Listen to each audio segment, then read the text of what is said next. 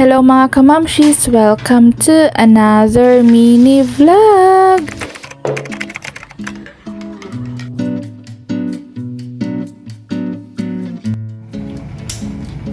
Good morning! It's Saturday pero maaga pa din akong nagising kasi nga magluluto ako ngayon. Syempre, isa-celebrate ko ang aking 4 million views. Charot! O joke lang, baka naman may serious na manonood dito at mabash tayo. Simula nga kasi nung Monday ay hindi na nga ako nag-video at nagpahinga na nga muna kami. Kaya yung mga reels na in-upload ko ay nung nakaraan pa talaga yon.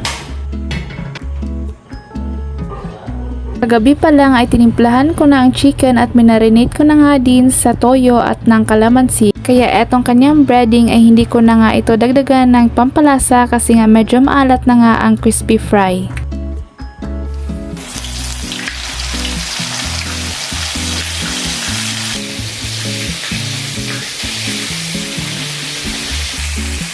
Di naman masyadong tumatalsik itong aking niluluto kaya dito na lang ako sa loob nag-video. Mas free kasi ako at mas comfortable akong mag-video dito sa loob kaysa doon sa may labas. Nakakahiya kaya sa kapitbahay. Pero kapag matalsik naman ang aking niluluto ay ayoko ditong magluto sa loob. Doon na nga ako sa labas at syempre mas maganda ang lightning doon. Ako lang ba na mas masarap talagang i-breading ang cornstarch at ng harina. Di kasi siya juicy pero masarap naman. At para naman sa sabaw namin ay etong miswa with sardinas nga lang ang aking niluto. O, diba nag-volunteer ang aking asawa na siya na daw mag-video pero wag na lang. Wala na nga itong kaanggol-anggol, kurog pa kaya mag-tripod na lang ako. Salamat na lang sa lahat. Pero kung titingnan nyo, ang ganda talaga ng lightning sa labas. Wala pang trapal dyan sa may likod kaya pang bandang 8:30 AM ay mainit na dyan.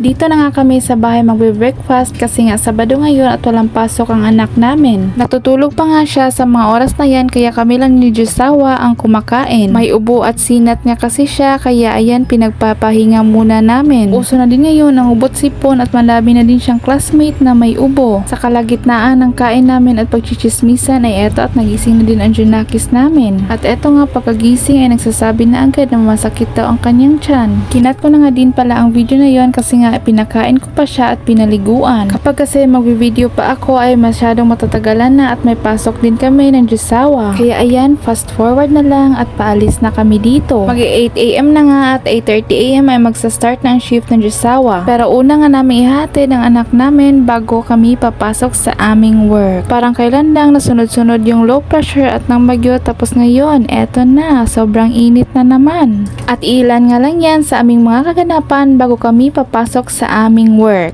At hanggang dito na nga lang. Bye bye! Have a nice day!